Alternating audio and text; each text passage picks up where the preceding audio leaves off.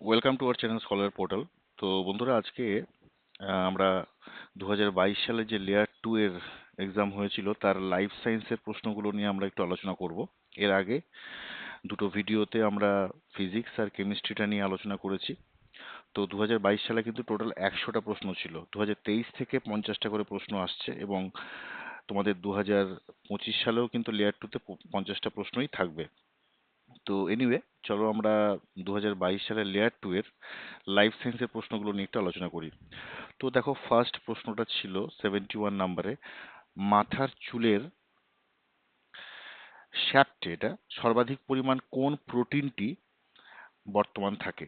ওকে, তো এটার উত্তর হয়ে যাবে বি নম্বর, দেখো কেরাটিন।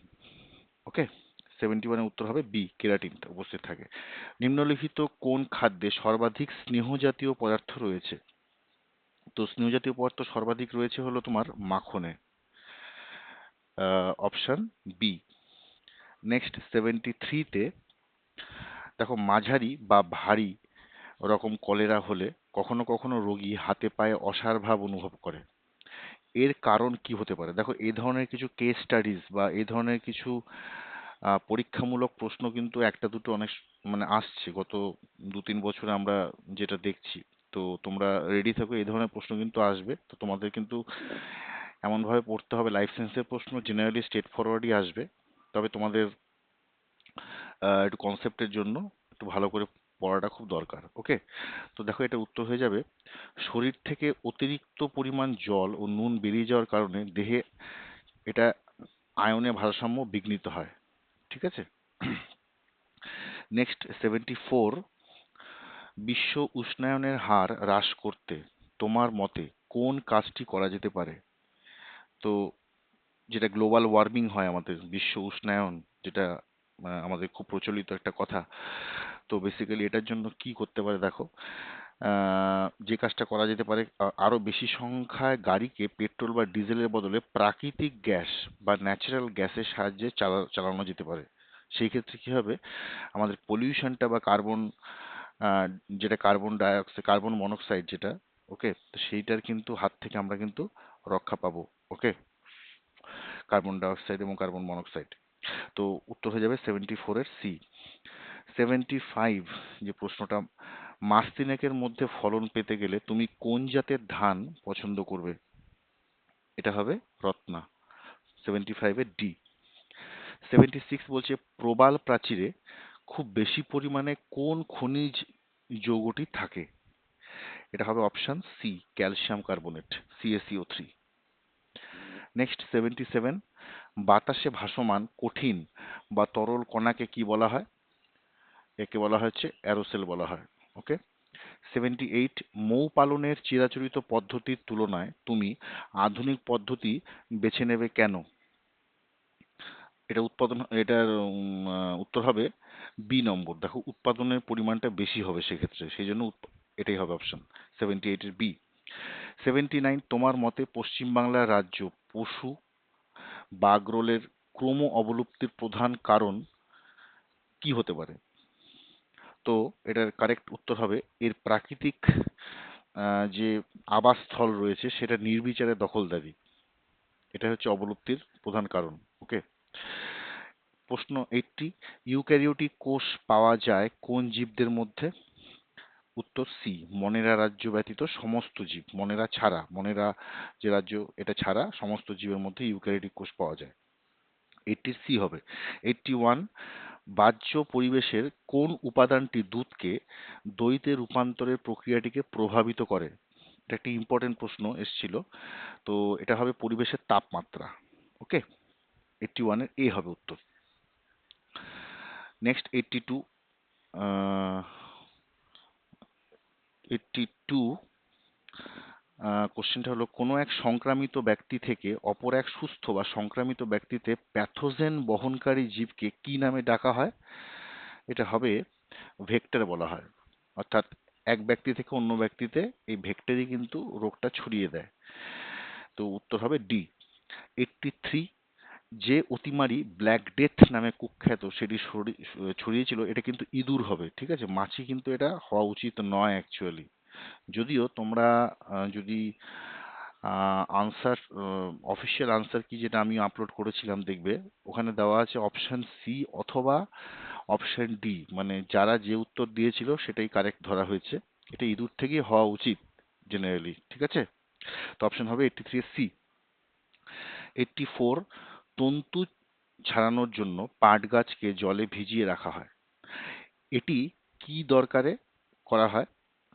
তো ওটা উত্তর হবে বি, ব্যাকটেরিয়া দ্বারা পেকটিনের ক্ষয় হয়, তো সেই ব্যাকটেরিয়া দ্বারা যে পেকটিন, যে ক্ষয়টা রোধ করার জন্য পাট গাছকে জলে ভিজিয়ে রাখা হয়।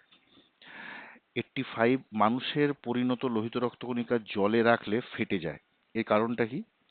এর কারণ হলো মানুষের পরিণত লোহিত রক্তকণিকায় প্রোটোপ্লাজম জলের তুলনায় অতিসারক, সেই জন্য ওটা ফেটে যায়। 85 এর এ হবে উত্তর। 86টা, নিম্নলিখিত কোন বাক্যটি রাইজোবিয়াম ও ইকোলাই এই দুয়ের মধ্যে সাদৃশ্যকে প্রতিফলিত করে না? প্রশ্নটা ঠিক করে পড়তে হবে। প্রতিফলিত করে না বলেছে, ঠিক আছে? তো দেখো, দুটি প্রায় মানুষের দেহে রোগ সৃষ্টি করে। 86 এর ডি হবে উত্তর, এটা কিন্তু প্রতিফলিত করে না। 87, নিচের পাতাগুলি দেওয়া আছে, পাতাগুলি কোনটি পত্রফলকের প্রকারভেদের ভিত্তিতে অন্য পাতাগুলি থেকে আলাদা? তো দেখো, এটার উত্তর হবে অপশন বি, গোলাপ পাতা। ওকে, গোলাপ পাতার যে পত্রফলক রয়েছে সেটা অন্য যে প্রকারটা, সেটা অন্য যে পাতাগুলো রয়েছে বাকি তিনটের থেকে কিন্তু আলাদা। ওকে, তো 87-এর বি হবে উত্তর। 88 নাম্বারের যে প্রশ্নটা রয়েছে, নিচের দুটি বক্তব্য ভেবে দেখো। প্রথম বক্তব্য কি বলছে? পরাগধানী থেকে পরাগ এসে গর্ভাশয়ে ডিম্বকের সঙ্গে মিলিত হয়। আর বক্তব্য 2 বলেছে ডিম্বক বিকশিত হয়ে বীজ তৈরি করে। এবার সঠিক উত্তরটা বেছে নিতে বলেছে, মানে কোন স্টেটমেন্টগুলো এবার কারেক্ট। তো দেখো বন্ধুরা, এটার উত্তর হবে বক্তব্য 1 আর বক্তব্য 2 দুটিই কিন্তু সঠিক, এবং বক্তব্য 1 হলো বক্তব্য 2 এর কারণ। ঠিক কথা।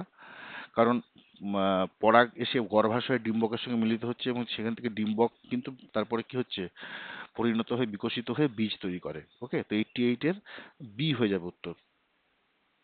89, আবরণী কলা আমাদের দেহের বাইরের তল আর বিভিন্ন অঙ্গের চারপাশে আবরণ গঠন করে আর তাদের রক্ষা করে, ঠিক আছে? এই ধরনের কাজ করার জন্য আবরণী কলার গঠন কেমন হলে সবচেয়ে ভালো হয়?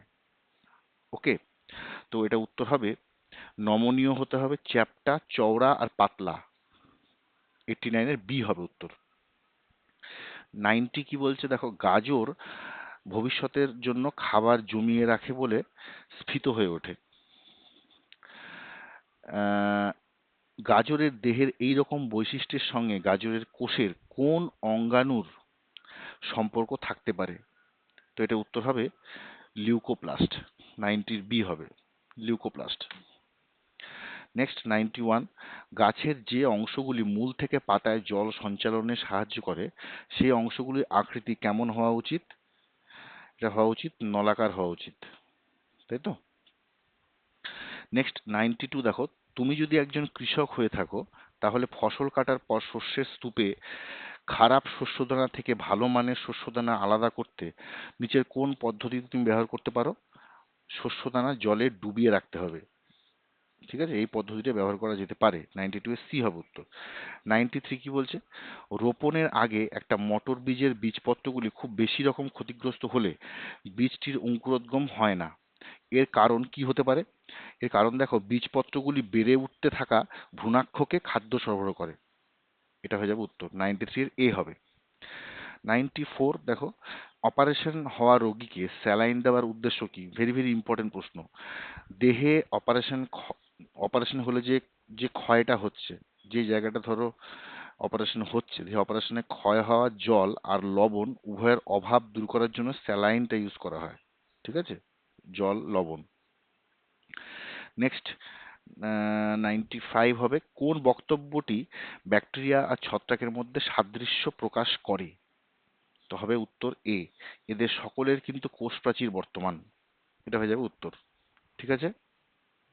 96, বাম দিকের ছবিটি কিসমিস লবণ জলে ডুবিয়ে রাখার আগের ছবি, আর ডান দিকে ওই কিসমিসগুলি লবণ জলে 1 ঘন্টা ডুবিয়ে রাখার পরের ছবি, ঠিক আছে? মানে এটা।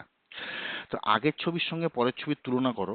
জলে ডোবানোর পরে কিশমিশগুলির যে পরিবর্তন ঘটেছে তার সঙ্গে কোন প্রক্রিয়াটি সম্পর্ক রয়েছে? এটা একটা ইম্পর্টেন্ট প্রশ্ন এবং আশা করি এটা তোমরা সবাই জানো। এটা হবে কিশমিশগুলির মধ্যে কি হয়েছে, জল ঢুকেছে, তাই তো? এটা কোন প্রক্রিয়ায় জলটা ঢোকে? এটা হচ্ছে অভিস্রবণ প্রক্রিয়া, তাই তো? তাহলে অপশন হয়ে যাবে এ, 96 এর এ। 97, 97 বলেছে, দেখো, শ্রেণীবিন্যাসের ভিত্তিতে নিচের জীবগুলির মধ্যে কোনটি অন্যগুলির তুলনায় ভিন্ন, মানে আলাদা? এটা অপশন হবে সি, সালমোনেলা এন্টেরিকা। ঠিক আছে, 97 এর সি হবে উত্তর। 98, এবার নিচের দুটি বক্তব্য ভেবে দেখো। প্রথম বক্তব্যতে বলা হয়েছে অধিকাংশ ক্যাকটাস গাছের কাণ্ডে পিচ্ছিল মিউসিলেজ ভরা কোষ থাকে। আর বক্তব্য দুইতে বলা হচ্ছে অধিকাংশ ক্যাকটাস গাছের কাণ্ড তার কোষের মধ্যে জল সঞ্চয় করে রাখে। ওকে, তো এবার প্রশ্নটা কি দেখি আমরা, এবার সঠিক উত্তরটি বেছে নাও। দেখো, এটা হবে বক্তব্য ওয়ান আর বক্তব্য দুই দুটি ঠিক, এবং বক্তব্য ওয়ান হলো বক্তব্য দুইয়ের কারণ। ঠিক আছে, অধিকাংশ ক্যাকটাস গাছের কাণ্ড তার কোষের মধ্যে জল সঞ্চয় করে রাখে, তার ফলে কি হচ্ছে, অধিকাংশ ক্যাকটাস গাছের কাণ্ডে পিচ্ছিল মিউসিলেজ ভরা কোষ থাকে। ওকে, তো 98 এর হয়ে যাবে অপশন বি। 99 কি বলছে, অনেক পরীক্ষায় বিভিন্ন জীবের কোষ সংগ্রহ করা হয়। বিভিন্ন কোষে, তোমরা দেখতে পাচ্ছ বেশ কয়েকটা প্রশ্ন কিন্তু আমাদের কেস স্টাডির উপরে আছে। তার মানে দেখা হচ্ছে যে কনসেপ্টটা আছে কিনা জিনিসটা, ডাইরেক্ট কিন্তু কয়েকটা প্রশ্ন কিন্তু নেই দেখা যাচ্ছে। তো তোমাদের যে পরীক্ষা হবে লেয়ার টুতে, এখানেও কিন্তু সিমিলারলি তোমরা 3, 4, 5টা প্রশ্ন এরকম দেখতে পারো। আচ্ছা, অনেক পরীক্ষায় বিভিন্ন জীবের কোষ সংগ্রহ করা হয়। বিভিন্ন কোষের নিউক্লিয়াসের কোন বৈশিষ্ট্য দেখে মোটামুটি নিশ্চিতভাবে বলা সম্ভব কোন জীব থেকে ওই কোষ নেওয়া হয়েছে? তো এটার উত্তর হবে ক্রোমোজোমের সংখ্যা আর আকৃতিটা যদি আমরা দেখি তাহলে বলা সম্ভব যে কোন জীব থেকে ওই কোষটি নেওয়া হয়েছে। 99 এর বি হবে অ্যান্সার।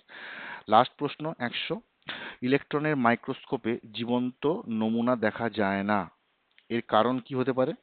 এর কারণ হচ্ছে ভালোভাবে পর্যবেক্ষণের জন্য জীবন্ত নমুনাকে বিশেষভাবে প্রস্তুত করা হয়, ফলে তার মৃত্যু ঘটে। ঠিক আছে, তো এই ছিল তোমাদের লাইফ সায়েন্সের প্রশ্ন।